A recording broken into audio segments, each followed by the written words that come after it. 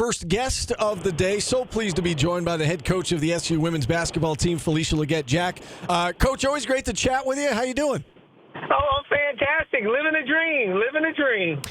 Before we get into your team, I just want to start with, what was really a big night in women's basketball last night with, the WNBA opener, Caitlin Clark getting so much of the attention, Deasia Fair making the roster for the Aces, Brianna Stewart still doing her thing for the Liberty. Can you just kind of speak, Coach, to all this excitement and buzz that there is around women's basketball right now? Like I said in my press conference when our game versus UConn, women's basketball is right now. It is right now. Syracuse, we can jump on this thing and be a part of this, or we're going to miss the boat. It's been brewing on the Midwest for a long time, the West Coast, a long time, Southeast, long time. Now our East Coast, we are finally realizing why I love this game so much, because it is an amazing opportunity for young women to express themselves in their beauty.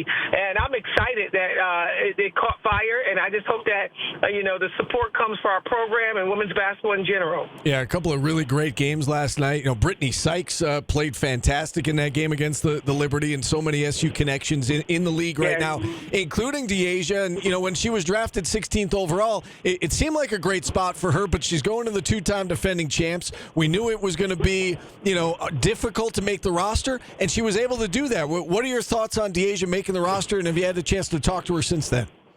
Oh, I talk to her every day, and I just love that she's with Becky Ham, and I think that Becky is going to really take her even higher, a guard position coach where, Deasia plays her career in, and I just think that she's going to have to go through the learning curve, right, and learn from the best, and got some amazing players in front of her.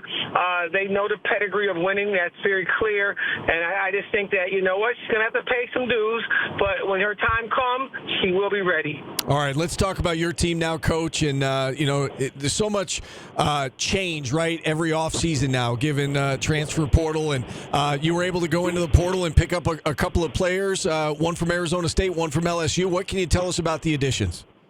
Well, Journey is a young lady we discovered late in the game, and I just like her ability to grow. She got a couple years of eligibility still here, and she just plays with such passion and enthusiasm of purpose. And I just can't wait to get my hands on this young lady, because she's a post player that want to get better and wants to grow. And I'm one of those coaches that can see underneath the rock what a kid can become, and I just think that her upside is going to be tremendous underneath Sanaya Wilson and Kyra and Izza. I think that she's going to be like a Deasia Fair, if you will, over at the Aces. She's going to have a learning curve for a minute, but I think that, with ability to run the floor, played soccer for 4 years, and I think that she's going to be able to get up and down that floor, but I think she's going to be fun. I think you're going to really like her personality. But the big get for us is Angelica Velez. I recruited her before she committed to LSU. She chose LSU, and it's really neat when a young lady stays in such connection with you that the next time around you end up getting her. And I think that she's going to really show you guys her flair, her enthusiasm, her ability to make that pass, and ability to help us grow. And she didn't get as much time as she probably deserved last year at LSU, but she's going to really get a lot of playing time for us and help us grow. What does this recruiting class look like for you? 4 incoming freshmen. What can you tell us about this group? Oh, I love this group. They're such a young group that loves Syracuse. Shy Hawkins can't speak enough about what Shy's going to bring as a 6'2" swing player, can play the 3 or the 4. Lefty, runs the floor, New Yorker for sure. I just like her upside. Kier Scott coming out of the DMV area, and can get to that nail better than I've seen in a long time. Her rise up from the free throw line is ridiculous. Can shoot the 3 ball at 6 feet tall. I love what she's going to bring to our table as well. And you can't say enough about this young lady named Olivia Schmidt, a little small point guard that can pass that ball. I tell you, if you're in the third row and in, you better have a helmet on or have some ready hands, because she's making that pass. If she wants your popcorn, she's going to hit your popcorn bag. So she's going to be fun to watch, and I think she's going to learn a little bit from Angelica. And we got a great group of young people that's really ready to do some fun things for Syracuse. They chose Syracuse, and that's something special about that. And a lot of people in this transfer portal is like they're choosing the bag, they're choosing the money. These young people that I recruited for this particular class, they chose Syracuse University and this coaching staff. So we're excited about it. How about the returning players? You obviously lose DeAsia, but you've got some really good pieces coming back. What do you like most about the returning core that you have coming off a really good season? I love this kid named Georgia Woolley. Georgia Woolley's I've been getting contacts from the WNBA about her already. I think that, with a healthy Georgia, she wasn't healthy all year. She had to sit out for about 37 days. And we really are excited she's going to be a healthy chick and can get out there and do some fun things with that ball. And, Kyra Wood is at a whole nother level right now. Running the floor, leadership is second to none. I'm excited about her. And what did you say about that kid named Burrows, who went for 18 on the biggest stage of her career last game?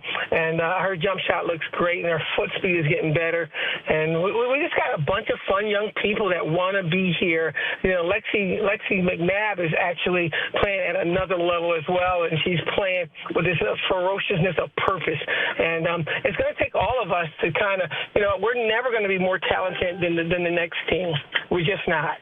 But we're going to be a team. It's going to be our family versus their team. And I put our money in the bag with our family. Coach, you brought up the transfer portal a moment ago, and, there are so many, differing opinions, I guess, on the portal, whether it's good for the game, not good for the game. How do you deal with it as a coach? Because I know that your job, I'm assuming, in the offseason has changed quite a bit than when you first got into this business. What are your thoughts on the transfer portal? Good for the game, or do you have some concerns about it? You got concerns about everything, I just don't think that, if the kid is making a decision based on what is best for her family and it's her decision, I think that is beautiful. I don't care who we lose. I just think that if that's her decision, fine. But when the parents get involved and the handlers get involved and they think it's something, they're not at every practice, they're not at every game or transition from the airport to the hotel and to the academic study and spaces and all that fun stuff. If you're not involved with that on a consistent basis, then it's not your right. This is their journey. This is their hence the player coming in named Journey. This is their time to be able to be right, be wrong, but be themselves. And that's the only problem I have. But if it's the kid's choice to leave, I don't care if you're the age of fair. You want to leave, let's help you get to where you need to be. But if it's somebody else getting involved, that mirror is going to be really hard to look at in a couple of years when you leave it all and it's all done and you look back and say, God, I wish I didn't do that. That's where I'm at with this thing. At 57 years old, my thinking is this. I want to coach anybody that's in our gym. We're going to be in a position to have success. If a kid is really, really happy where she is, everything that she's supposed to have will come to her in her time. But if you jump in there, handler, parent, and say, let's go for that bag, and it doesn't work out, you need to know it's going to be on you. Yeah. Always a risk, right? Always a risk when you transfer. Coach, you're coming off a 24-win season. You're a play or two away from going to the Sweet 16. How do you now, use that experience with these returning players and the core you've got coming in with the newcomers as well? How do you build upon that and take it even a step further next year? What's it going to take? What's the secret to success going into next season?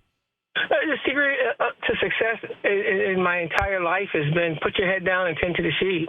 Just give it your best effort. Just work your tail off. Give it your best love for the game. Give it your best energy to your teammate. Connect with each other and really embrace family. And whatever's supposed to be is already done. I don't look to say, let's go to the Sweet 16. That's our next step. Or, oh, my God, we got to rebuild because the Asia Fair's not here. And it is what it is. And it's our time to just find a way to create this family that we have right now. And I'm excited about these young people that's playing for us going forward. And our chances are just as good as the next person. It's just, we just got to win 40 minutes a day, and then we got to win one practice at a time, and then we got to win, one good decision at a time. And if we get lucky enough to do those things, we're going to be in a position like we were this last season, and then we're in a close position to win. I got some great coaches that can help us do that. Yeah, so much buzz and excitement around your program. Coach, keep up the good work, continued success. Hopefully you can enjoy some time off this summer, and I'm sure we'll be talking basketball with you again real soon. 315, stand up. Come on now. Support all sports, but don't forget, women's basketball is alive and well, and is right now. Thank you so much for all you guys do. Coach, thanks for the time. And she's right. Women's basketball certainly alive and well here in Syracuse, New York. And with that, we'll take a timeout. You know what else is alive and well? Men's lacrosse on the verge of a trip to the Final Four. We'll talk with John Mullen, face-off specialist for the SU men's lacrosse team. He joins us next on ESPN Radio.